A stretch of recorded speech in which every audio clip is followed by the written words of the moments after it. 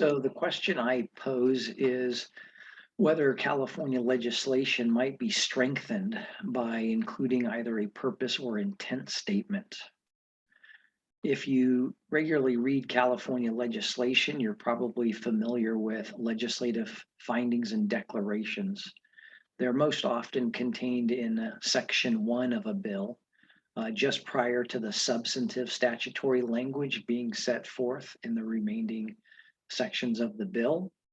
These findings and declarations of the legislature are basically intended to set the stage for the forthcoming statutory law changes or additions that are set forth elsewhere in the bill.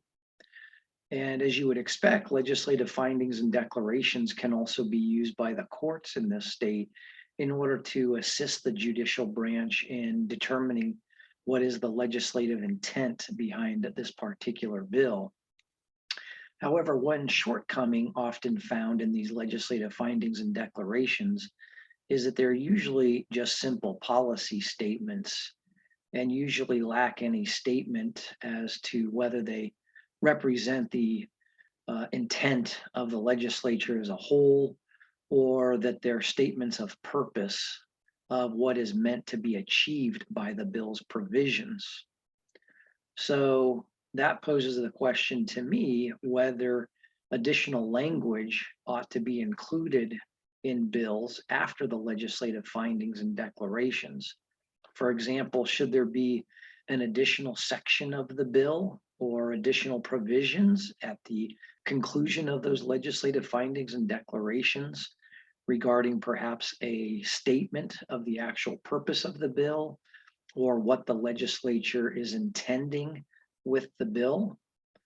It's interesting that I saw an example of this during the 2022 legislative session in AB 1195 regarding the limited eligibility and appointment program. And section 1 of the bill contained 7 findings and declarations by the legislature, followed by 3 provisions regarding the purpose of the bill. And so they actually included language, the purpose of this bill is, and then went on to explain with several sentences.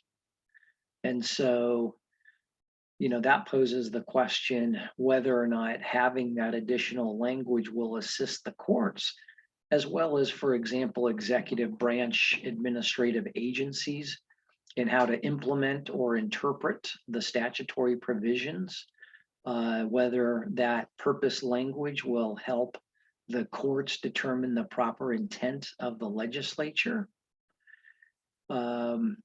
It might be that these sentences will really call out to readers and interpreters what the actual purpose of the bill is, and perhaps leave less doubt as to what the legislature was intending to do in enacting the bill.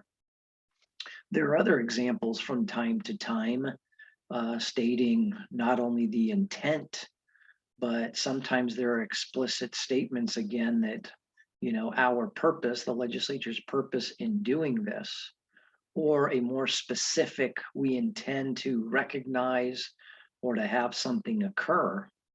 And so I think those are helpful in addition to the legislative findings and declarations, having this additional legislative intent statement or statements to clearly set forth the purpose of the particular bill and the proposed changes in the law.